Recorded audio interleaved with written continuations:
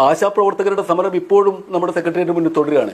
അവർ ചോദിച്ച മിനിമം വേതനം അവരുടെ അവകാശമാണ്. അവർ ചോദിച്ചത് 100 രൂപയെങ്കിലും കൂട്ടിത്തരൂ, ഞങ്ങൾ നിർത്തിപ്പോവാം എന്നാണ് പറഞ്ഞത്. പക്ഷെ ആ 100 രൂപ പോലും കൊടുക്കാൻ കമ്മിറ്റിയെ വെച്ച് തീരുമാനിച്ചിട്ടും ആ കമ്മിറ്റി റിപ്പോർട്ട് കൊടുത്തിട്ടും അത് കൊടുക്കാൻ സന്നദ്ധമല്ല. അവർ പണമില്ല അവർക്ക്.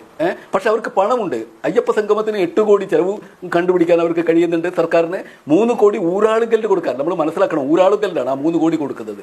ഒരു ദിവസത്തെ ഈ അയ്യപ്പ സംഗമം നടത്താനുള്ള ചെലവ് എത്രയാണ്? അത് ഈ ക്ഷണിക്കപ്പെട്ടവരെ കുമരകത്തെ റിസോർട്ടുകളിൽ താമസിപ്പിച്ചതിന്റെ കണക്കൊക്കെ ചില മാധ്യമങ്ങൾ പുറത്തുവിട്ടിട്ടുണ്ട്. എത്ര കോടി രൂപയാണ് ഓരോ ആഘോഷത്തിന് വേണ്ടി ചെലവഴിക്കുന്നത്? എത്ര ദൂർത്താണ്? ഒരു പരസ്യപ്പലക നോക്കൂ. മോഹൻലാലിനെ ആദരിക്കുന്ന പരസ്യപ്പലകയിൽ മോഹൻലാലിനേക്കാൾ വലിയ ചിത്രം മുഖ്യമന്ത്രിയുടേതാണ്. ഒരുപക്ഷെ ഈ എന്ത് തരത്തിലുള്ള ആരെയാണ് ബഹുമാനിക്കുന്നത്? അവനവനെ പൊക്കുന്ന, അവനവനെ പുകഴ്ത്തുന്ന, പ്രൊജക്ട് ചെയ്യുന്ന രീതിയിൽ എല്ലാ കാര്യങ്ങളെയും എത്തിക്കണം. എല്ലാവർക്കുമുള്ള മോഹൻലാലിന്റെ പിറകിലുള്ള ജനസഞ്ചയത്തെ, മോഹൻലാലിനെ ആദരിക്കുന്നവരെ, സ്നേഹിക്കുന്നവരെ, അവരുടെ പിന്തുണ ഇതിലും വലിയ രൂപമായി അതിനൊപ്പം നിൽക്കുന്ന ഒരു നേതാവിന് ആവശ്യമാണ്, ഭരണകൂടത്തിന് ആവശ്യമാണ് എന്ന രീതിയിലേക്ക്